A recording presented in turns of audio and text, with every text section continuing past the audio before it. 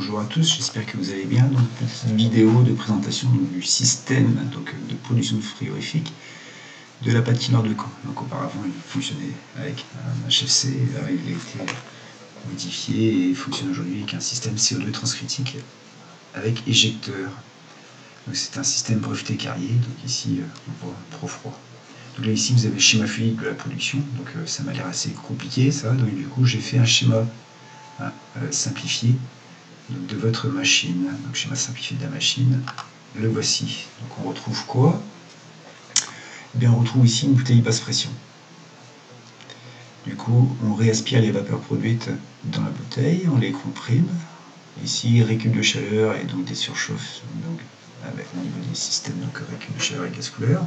Puis derrière on sort, ici des surchauffes supplémentaires, donc grâce à la surchauffe des vapeurs aspirées dans un échangeur à plaques. Puis là ici, les vapeurs arrivent et donc du coup j'ai un gros débit de vapeur HP qui arrive. Le liquide dans la bouteille, lui, eh bien il est pompé, poussé, puis redétendu, puisque le liquide est à -8 et que je vais évaporer à -12. Et là ici, évaporation. Et les vapeurs produites sont réaspirées ici par le débit de vapeur, donc HP, dans l'éjecteur de vapeur. Et on refabrique un liquide à -8. On refabrique aussi une vapeur qui est réaspirée, comme je viens d'expliquer. Voilà le principe de fonctionnement donc, du système qui est réalisé. C'est quand même beaucoup plus simple à comprendre ici. Donc nous traçons toujours les cycles frigorifiques pour pouvoir donc déterminer les caractéristiques des composants. Donc je mets les points du cycle sur mon schéma fluidique. Voilà, donc du coup je fais apparaître un point aspiration, refoulement, et là ici, travail de récup de chaleur, puis travail du gaz couleur, puis derrière ici, la désurchauffe supplémentaire grâce à l'échangeur à plaques. Donc ici, le liquide dans la bouteille, la vapeur dans la bouteille, le liquide dans la bouteille qui est pompé, ici je casse sa pression derrière et s'évapore de 10 à 11, et les vapeurs produites sont réaspirées ici par l'éjecteur de vapeur pour refabriquer le point 6. Voilà donc les points de mon circuit frigorifique. Ok, donc du coup maintenant l'allure du cycle lorsque tout fonctionne. Voilà, donc du coup on retrouve la pression correspondante à -12, la pression correspondante à -8, et puis la pression dans le gaz couleur qui est aux alentours de 90-100 bars. Ok, donc du coup le liquide dans la bouteille il est en 7, regain de pression de 7 à 9 dans la pompe, puis je casse ma pression de 9 à 10 dans mon détendeur là, puis derrière évaporation de 10 à 11 dans l'évaporateur, et les vapeurs produites sont réaspirées ici par le débit de vapeur qui revient donc de mon gaz couleur. Ici, donc j'obtiens un 0.6 mélange, 0.6 mélange. Voilà. Du coup, ici, séparation de phase, je refabrique du liquide et de la vapeur.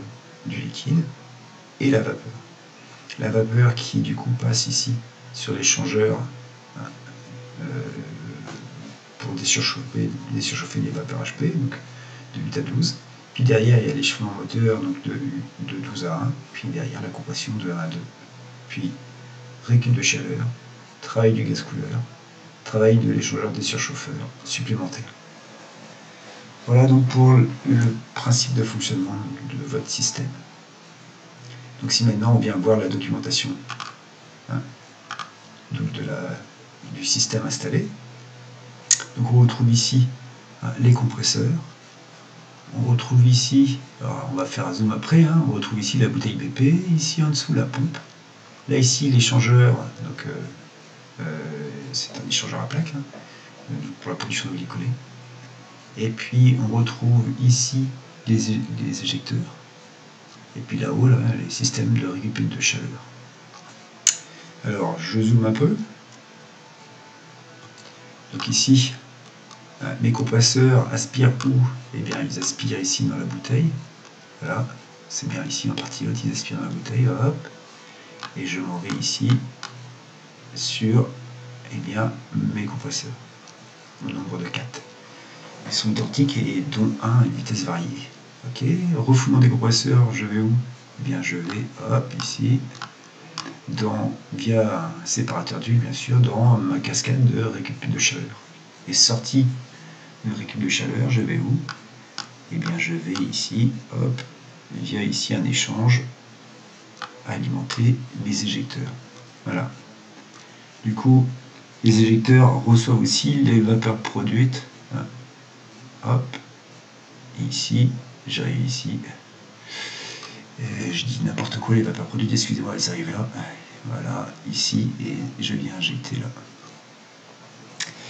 Voilà, et donc du coup ici, je pompe et je distribue sur mon échangeur. Puis je pars ici sur mes éjecteurs avec donc ici ma vapeur HP qui arrive, refabrication de la pression à -8. Je pousse, je détends ici, -12, vapeur produite sans réaspirer, hop, ça refabrique du liquide à -8. Et la vapeur à -8 est réaspirée par les compresseurs. Voilà comment ça fonctionne. Voilà, je vous souhaite une bonne fin de journée.